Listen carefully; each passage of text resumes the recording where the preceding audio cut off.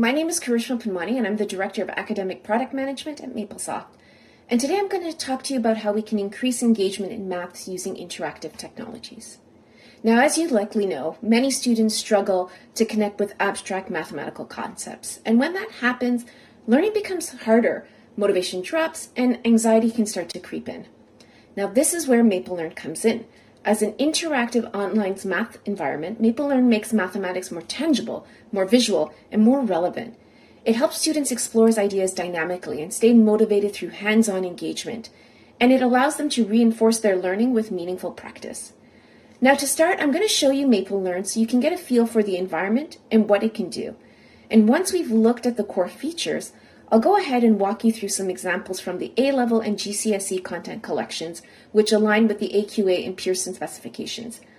These ready-made, customizable activities will make it really easy for you to deliver engaging, interactive math experiences tailored to your specific class. Now, I want this session to be interactive, so if you have any questions at any point, feel free to pause me and ask right away. All right, let's get started. Now I'm just going to switch off my camera so you don't have to look at the side of my face while I'm sharing my screen.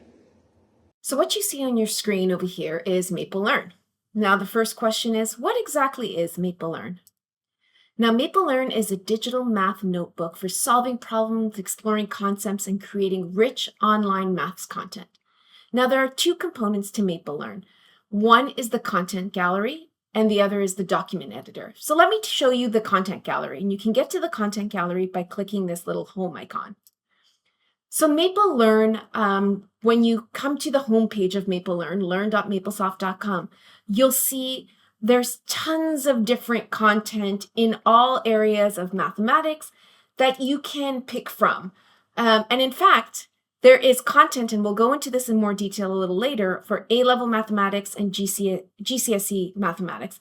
But for now, let me just show you. If you click on any of these collections, you'll see all the different types of content that we have in that collection.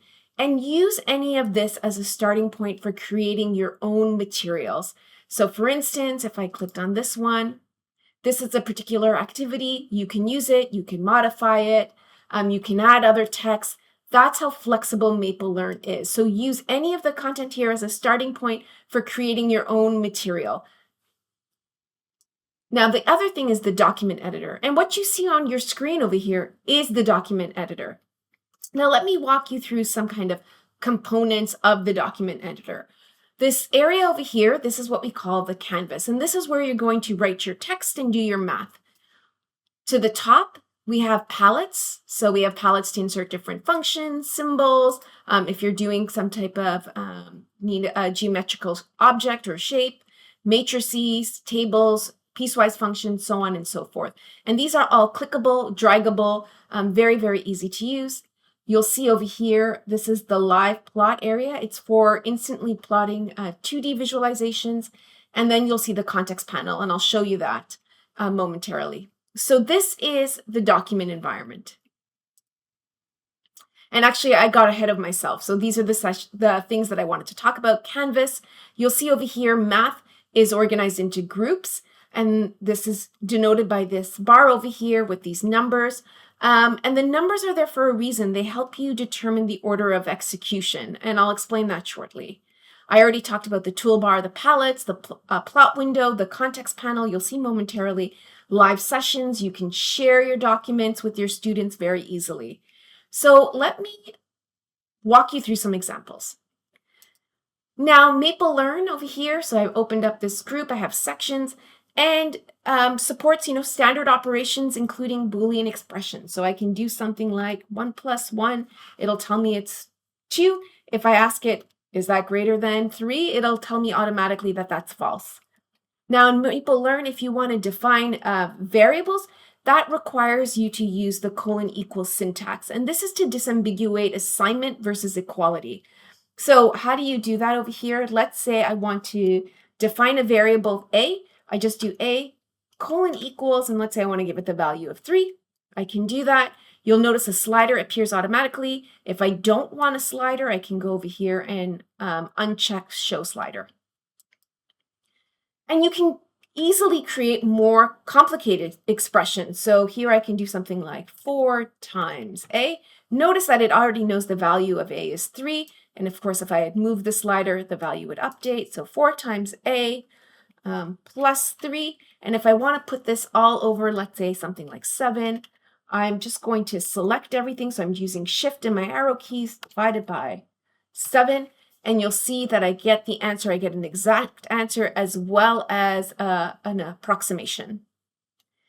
And like any good math calculator, or maths calculator, I should say, Maple defaults to computing angles in radians, but of course you can switch that if necessary.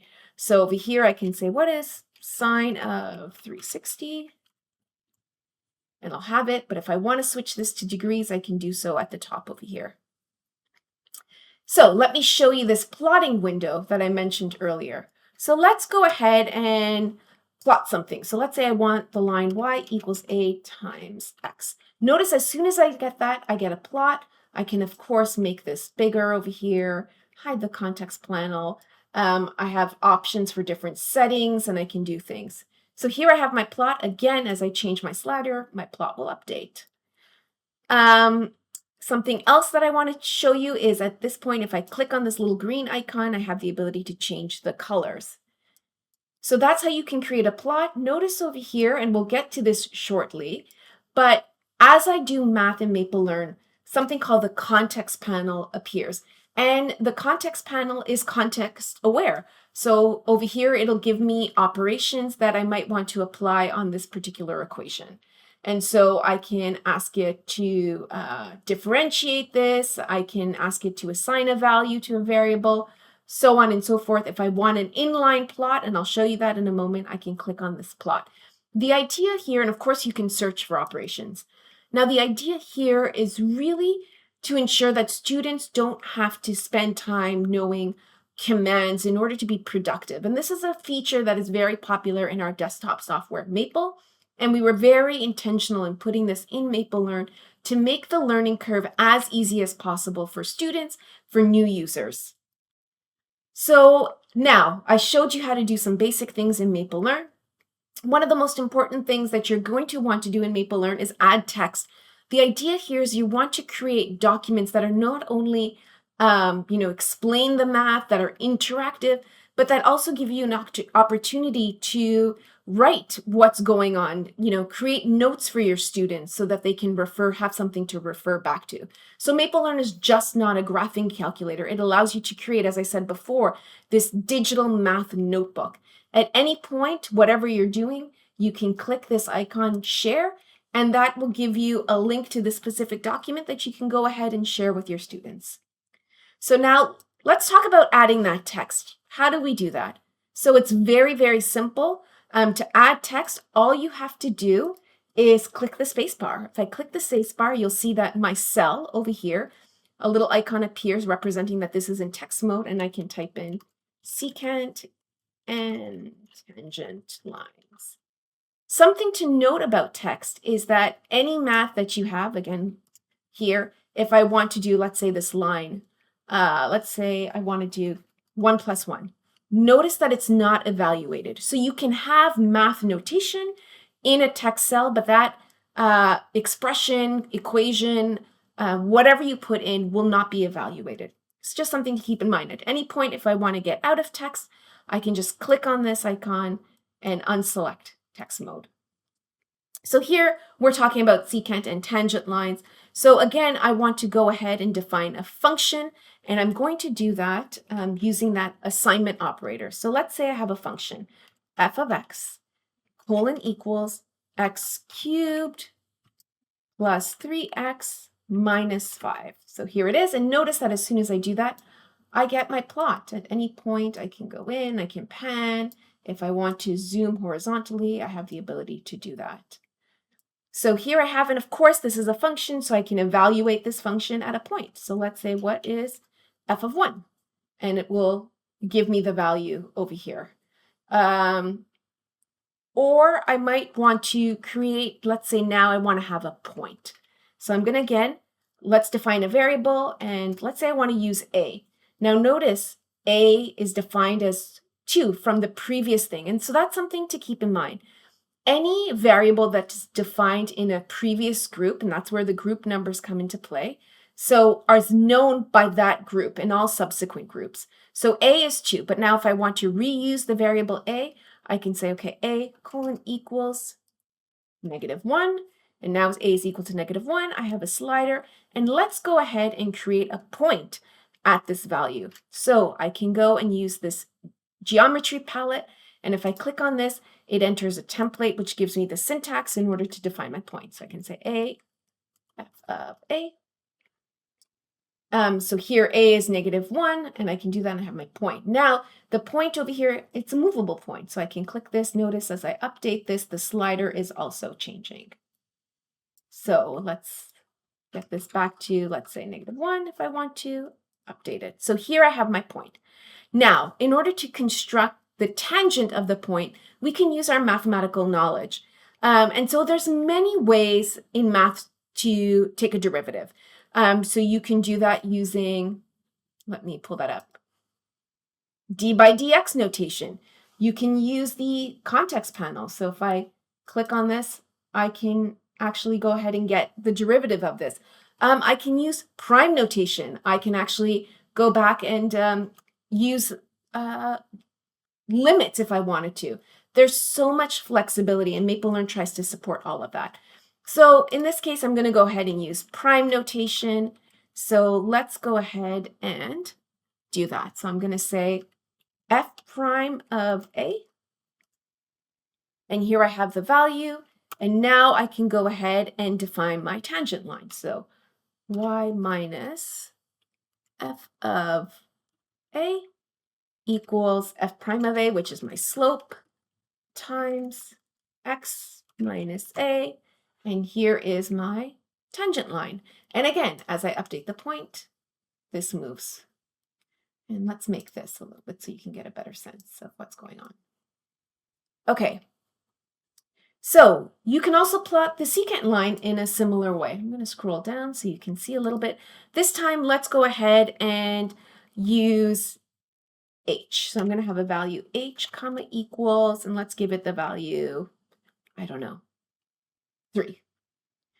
Now, something else I want to note here before we go on is that when you're going to plot multiple things into this live plot area, I would recommend that you go ahead and lock the view. You'll notice that I've already done this in this worksheet. And I suggest that because the plot window will try to adjust everything so you can fit all of your graphs. And sometimes that's not the view that you want. So you can go ahead and just lock this. And now as I'm going to define my secant line, I'll be able to see it clearly in this region. So here it is, and let's go ahead and use point command. So I can, now that I know it, I can type it in. You can see that MapleLearn is aware that of this command, it's bolded. And now I can say A plus H, comma, f of A plus H, as so, here. And now all I'm going to do is I've created my point over here at 3. I'm not seeing it. Let me zoom in a little bit. There we go. Here's my particular point. And now I want to create the secant line. So I'm going to do y minus f of A again equals f of A plus H minus f of A. And notice how everything is updating. MapleLearn is taking care of the computation like any good calculator times x minus A, but hopefully you can see how this is so much more than a calculator. So here I have my secant line, and I can go and look at that. If I want, I can change this color. Let's make it a pretty purple, and then it updates over here. Now, something else to note, and I mentioned before, is sometimes I might want to have an inline plot. So how do I do that? So, oops, I'm going to delete this cell. Click enter over here, and all I have to do is select the plots that I want in my inline plot. So let's say I want my function, I want the plot, I want the tangent, And if I click on these three things, and maybe I want, let's put all of these things here, plot, and it will go ahead and give me an inline plot. I have all the same tools. I can make this bigger, smaller, I can zoom in, pan, kind of make this visualization that I want. And now that I have this inline plot, if I want, again, I can lock that view, close the context panel, and here I have something. So now when I share this with my students, the plot is always there. Because something to note about the plot window is the plot window will plot everything that is in the group. So right now, oops, let me show you.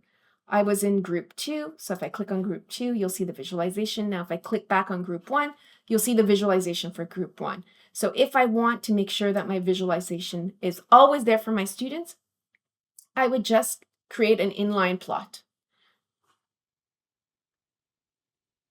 So now let's move on to the context panel, which is probably one of my most favorite features in MapleLearn.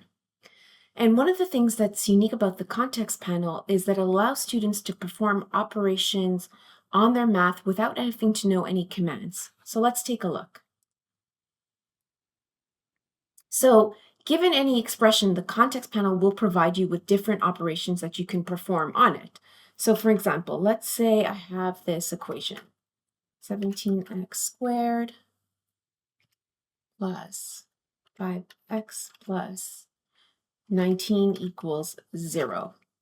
You'll notice here as I typed this in, I was getting results in the context panel. And I can go ahead and expand this so I can see it. And so here I'll have the ability to do things such as solve for x. And here I'll get my solution. As another option, notice here as soon as I did this, I also have the ability to get steps for solving that particular problem. Let's say I want to have an integral. I'm going to do the integral. I'm going to get that out of the palette of 1 over x. Notice again, now I have different operations in the context panel, and I can go ahead and evaluate this integral. And so the context panel here works on all different types of maths. So if I had different types of expressions, or if I have a matrix, if I'm doing something with tables, if I have a piecewise functions, the operations change.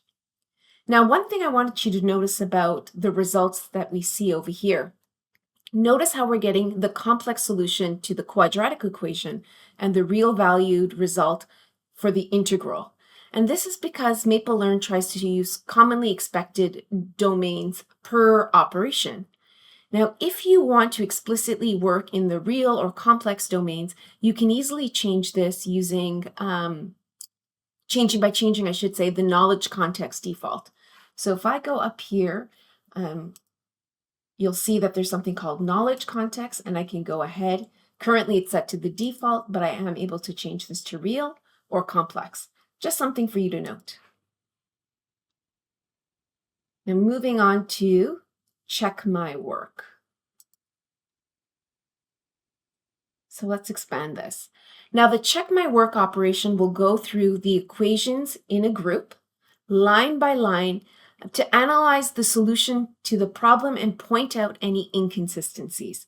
So here you can see if I was a student and I was trying to solve this particular derivative, I could work through it line by line over here. And now I can click this and click on check my work, and it'll analyze my solution and let me know where I might have made a mistake, as you can see over here. And so this then gives me the opportunity to go and fix any of my mistakes over here. Let me give you another example of check my work. So in this case, I have this equation, and I've gone ahead and solved it line by line, and I can click on check my work.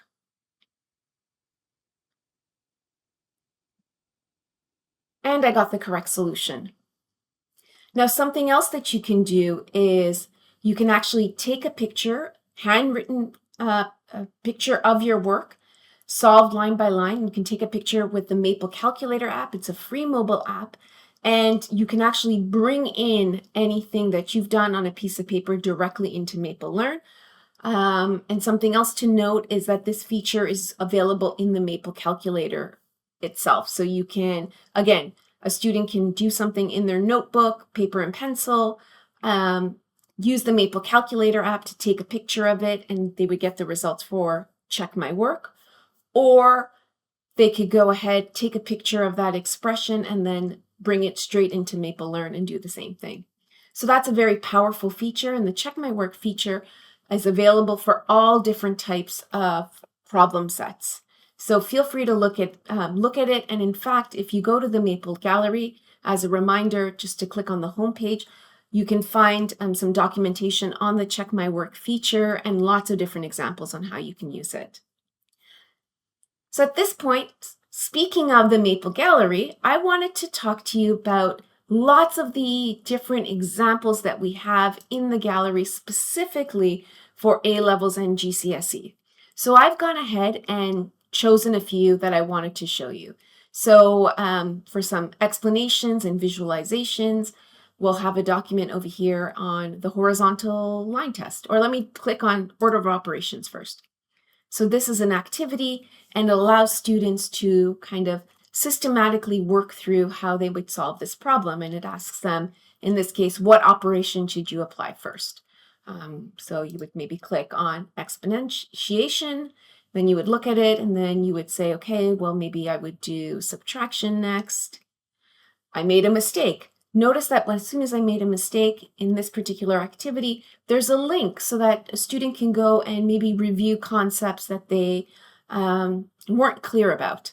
And so they can click on this and then again have more details on order of operations. Another example here is, this is a visualization, but about the horizontal line test. So there's some explanation over here. It talks about first, okay, let's recall the vertical line test. You have the slider, you can move this. And then we look at the horizontal line test over here. And again, as we click on the group, you'll see that the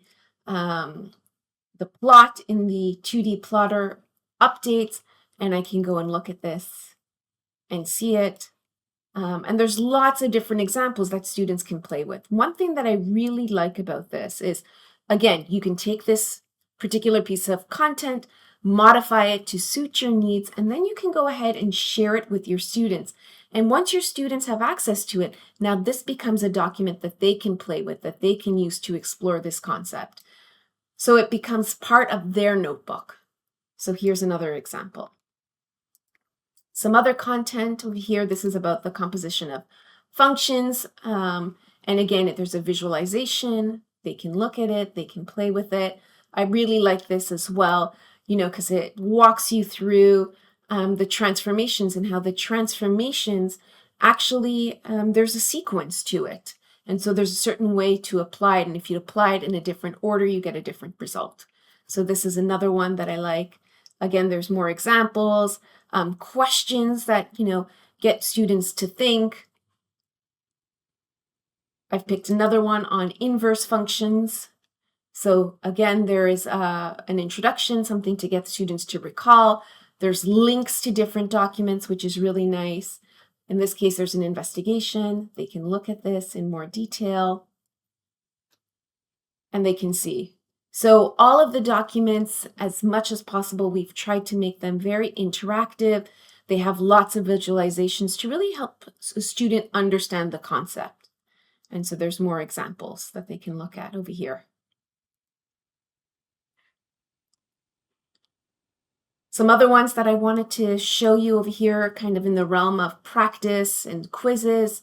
So you have some curve sketching activities over here. So again, a student is prompted, looking at this particular function. What is the y-intercept? They can enter it. They can check their step. They can, if they were stuck, they can show the step over here. It has a little explanation. It then asks them, what are the roots? So they can, again, use Maple Learn. There's an area for rough work that they can use to work through this problem. They can also, as I mentioned before, do it on paper and pencil. take a picture of it, bring it into Maple Learn for further exploration. They can put their answers. If they're stuck, they can say show the step, and it gives them details. They can also use the context panel. So in this case, I might copy this. I can put this into my Maple Learn document, expand the context panel over here, and maybe I know that I have to complete the square. And so there I have the result, and I can enter in the answer. So I can say what the answer is, and I can check my step. I can try another one. Oh, I went too soon. I should have showed you, you can reveal the plot. So as you can work through this, you can also go ahead and reveal the plot. So this is another example. Now, some of these documents you see with buttons, we call them scripted documents. And this is because Maple Learn is built on top of the Maple Math Engine. And as a result, via Maple, you can actually create this programmatic content with randomization. So if at any point you see some content and maybe you would like to modify it or change it, feel free to contact us. We're more than happy to either provide you with the script or, depending on the change, make the change ourselves. So that's something else you can consider. There's another curve sketching one, exploring the forms of quadratic equations. So this is another document that you can look at. Again, lots of content for you to use as is, or as a starting point for creating your content. As I mentioned when we started this particular webinar, all of the content for GCSE content, A-level content is in these curriculum packs. I encourage you to take a look, see what is in there. We've done our best to map it to the curriculum. And so feel free to play with this content, modify it, make it your own. So that concludes what I wanted to show in this webinar. If you have any questions about Maple Learn, about the content, please don't hesitate to reach out. You can contact us directly at info@maplesoft.com, and we'd be more than happy to provide you a more in-depth demonstration or answer any of your questions. As you're getting familiar with Maple Learn, another thing that I want to encourage you to do, if we open this new document, the first time somebody opens up a document, they are presented with this walkthrough tutorial. It takes 5 to 10 minutes, and this really gives you a solid foundation on how to use Maple Learn. And so I would encourage you to do this. Take a look, play with it. It's very, very intuitive. We've launched Maple Learn now about 6-7 years ago. We have lots of students using it, and they really appreciate that this is an all-in-one platform. So it gives you the ability to graph, it gives you documentation, notes, check my work, try and other features, all built into this online experience. So thank you very much. And once again, please don't hesitate to ask any questions.